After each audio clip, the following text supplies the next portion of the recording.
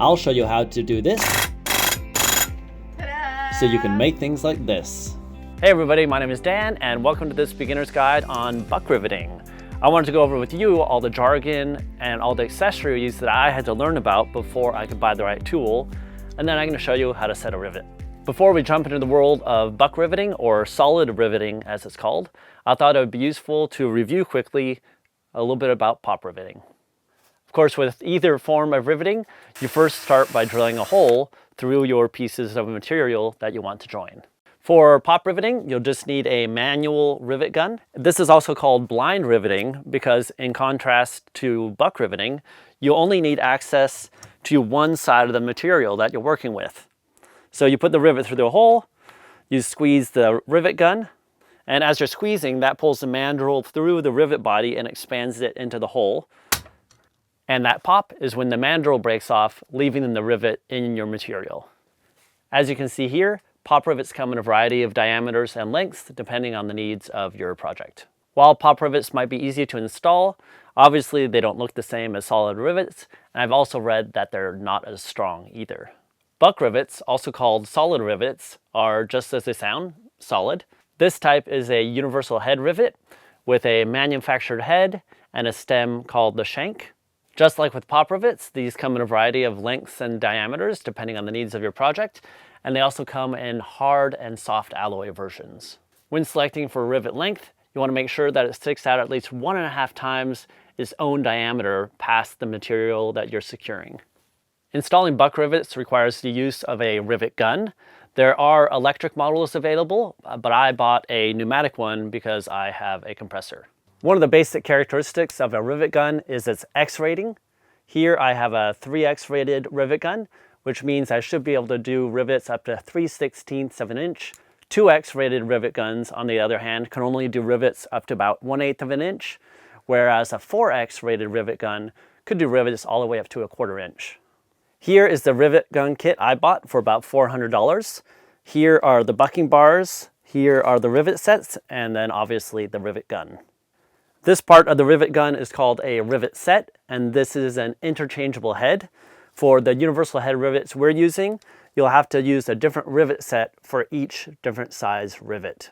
Here is one of the rivet sets out of the gun, and you can see that they come in different sizes depending on the rivet that you're working with.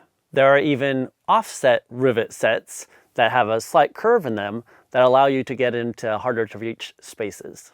These rivet sets are for driving another type of rivet that I'm not going to cover here. There are two different ways you can hold your rivet set in your rivet gun. This is called a beehive spring retainer, and to take it off, you just have to simply unscrew it all the way.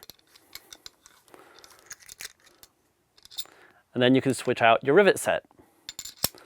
To put it back in, you simply screw it back on, which sounds straightforward, but what I often find I have to do is to apply some pressure to this tab in the opposite way that I'm spinning it.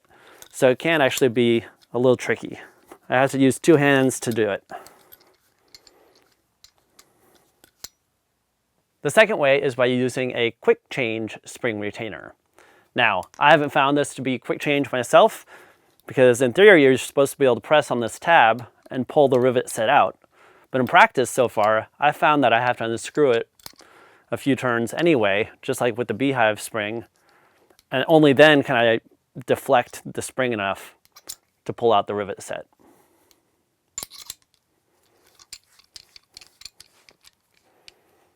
So that is a bit faster. This kit came with a variety of bucking bars, which are basically small handheld anvils that you place against the shank of the rivet when you're setting it. And these come in a variety of shapes and sizes so that you can reach into all different corners of your project. Another tool you'll come across when you're doing buck riveting are Clecos. These come in a variety of shapes and sizes, just like rivets, so different ones for different size holes.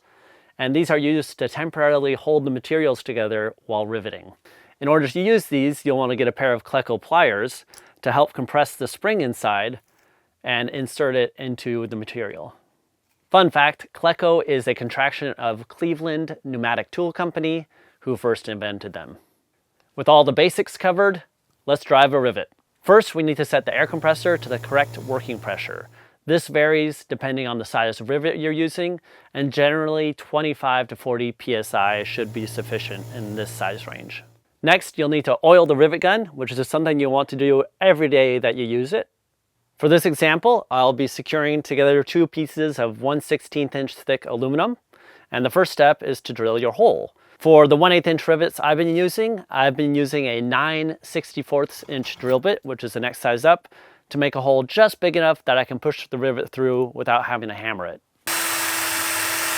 You should also deburr all drill holes so that the rivet has a flat surface to work with. Then of course you'll have to connect your rivet gun to your compressor.